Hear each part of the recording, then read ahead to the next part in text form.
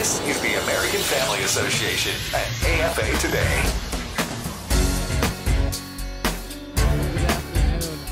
My name is Crane Durham. I'm sitting in for Kevin McCullough, AFA Today. Fear not. Just keeping the seat warm. He'll be back tomorrow, the weather willing.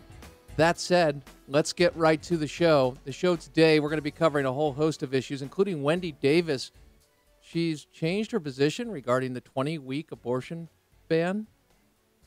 We will check in with that story. Also, protesters going to an oil executive's home. Torches.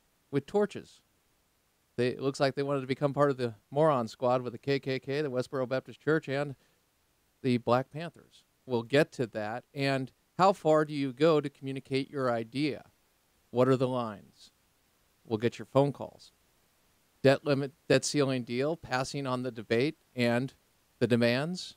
Your thoughts. Continuing to speak of religious liberty while violating it. President Obama last week, prayer breakfast, did just that. What exactly is at hand with the HHS mandate? Speaking of the Obamacare, which is part of that, it would be the Constitution and changing the law. Constitutional scholar Jonathan Turley had some things to say last night on the Kelly file that are quite interesting, especially coming from the likes of Turley, who is considered a bit left of center in the interpretation. But like anything else, when you allow for the abuse of power at the executive or any level, regardless of the ideology that will be forwarded at the time, it will come back and bite you. Our founders understood that. They understood limited power, and they understood that our rights come from God and are protected by government.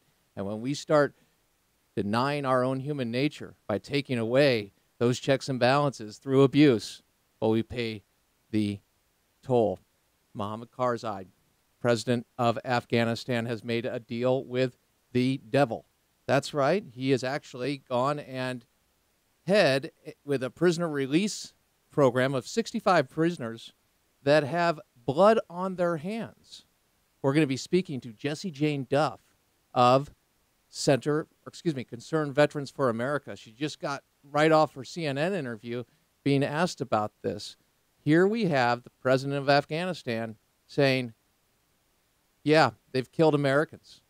They're part of the network, and I'm going to release the deal because you guys are going. K.T. McFarland, former Reagan Deputy Defense Advisor for Public Policy, weighed in this morning on Fox News about just that. Her thoughts on Mohammed Karzai and why he's doing it. Cut one. Roll it. He's playing both sides. In the time-honored Afghan tradition, he realizes that the winds are changing. We're leaving. The Taliban's coming in, and he's trying to ingratiate himself with them.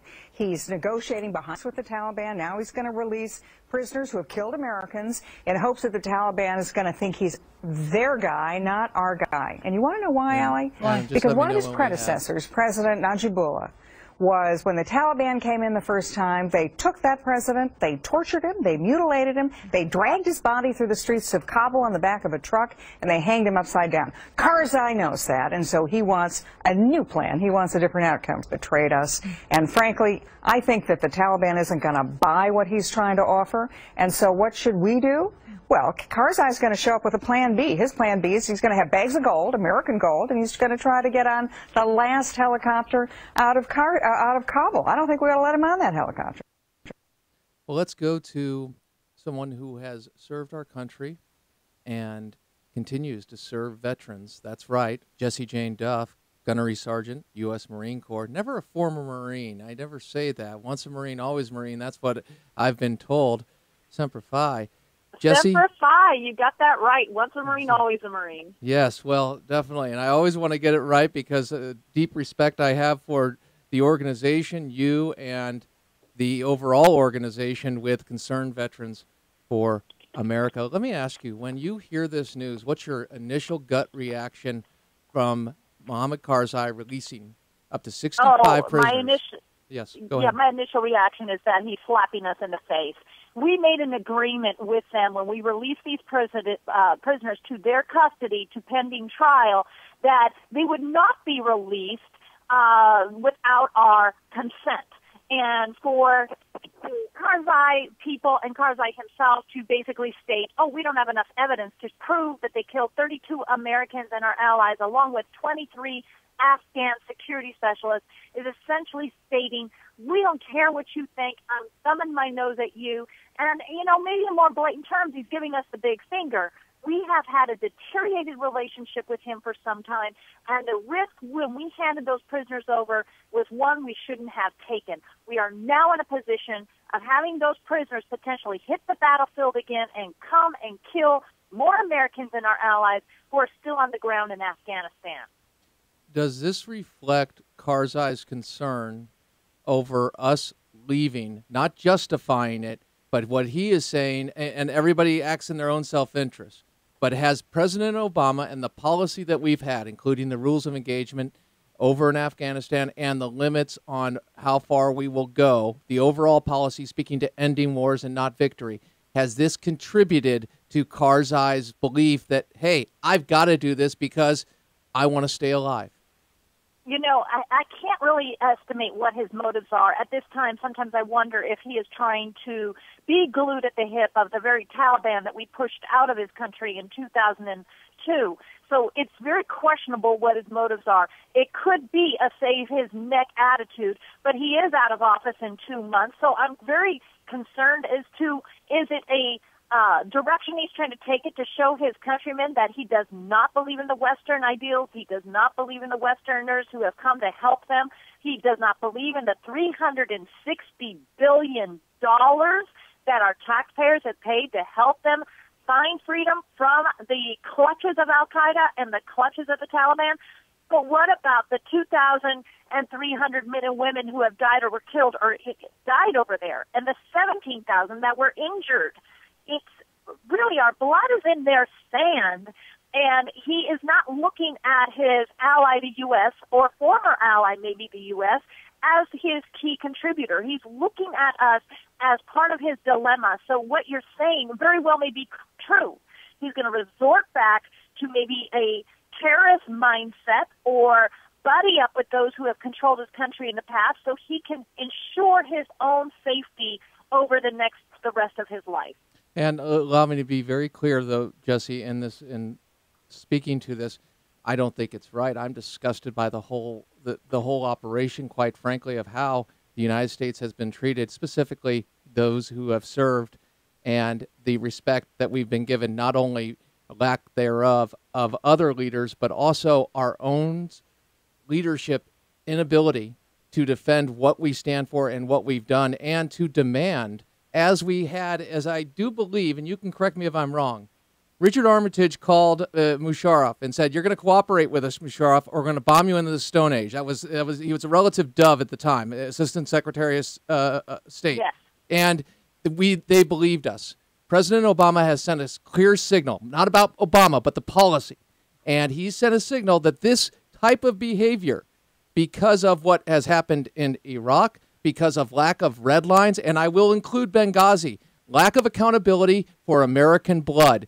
Is this a part of it? I'm not trying to be inflammatory. I'm not trying to be a talk show host to say something shocking. I'm saying there is a reason we have the treatment of our soldiers the way we do. And the buck stops with the commander-in-chief, be it Bush or President Obama. Your thoughts? Exactly. I'm not going to sit here and defend Bush or Obama. I will attack when they are hurting American lives and those of the military, regardless of who the commander-in-chief is. I have a responsibility to have moral fortitude. Despite maybe my political beliefs, I have to recognize when leadership is failing.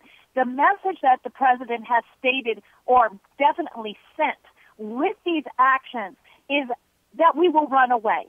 We are not completing the mission. We are leaving and abandoning. We had Al-Qaeda taking over in Fallujah. We had Marines and soldiers fight with knives to push Al-Qaeda out of there, and now their flag rises. Now we have it the same with Ramadi. They have taken over the city. What was our purpose If people say, well, we're wasting too much time or money, yes, you know what, maybe that is so, but if you don't finish, you're going to be right back in the same boat. We stayed around in Germany to fight off those that were trying to revive the Nazi mindset. We stuck around in Japan, and we stuck around in Korea. Mm-hmm. All great points. Let me ask you, we'll go back to this particular situation. What do you want the president to do? What would you like to see him do? Oh, my goodness. At this point, I don't know. I've heard mixed reviews by different commentators. I have great respect for KT McFarland. Mm-hmm. I have great respect for those that I've heard over the various airways who have inside information from their experiences. I have never been a cut-and-run kind of person, but at the same time, Karzai has to be delivered a very profound, strong message that we will never forget what we have done for you, and do not expect for us to assist you in the future in restoring freedom and democracy on some level for your people. Next time, it will be a blatant hit by us, despite what your requests are. He has refused to negotiate with us. He has not set out a peace agreement, which means a security forces agreement, I should say, which means our forces are being forced to leave the country without a status of forces agreement. You cannot stay in country. And what that also means to people who are listening, who are might go, yeah, that's great. No, Taliban and Al-Qaeda will return, and we will be right back in September 11th. We have very short memories when it comes to this.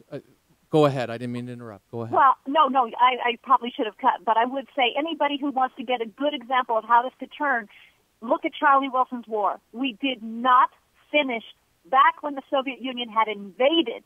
And what happened was we failed to set up their infrastructure, and we made it ripe for the Taliban to move in, and then we're still dealing with them. If you keep running away because you're war-weary but not finishing, you're going to be right back in the saddle again in another decade. And then another generation is disabled and hurt and killed trying to defend our beautiful country. Tell me, in closing, Jessie Jane Duff, Concerned Veterans for America. The final question is morale for the troops, and if there's a message you want us all to hear, those of us in the Lady who benefit from your sacrifice and have and continue to, what do you want us to hear? What do the troops want? What do the vets want?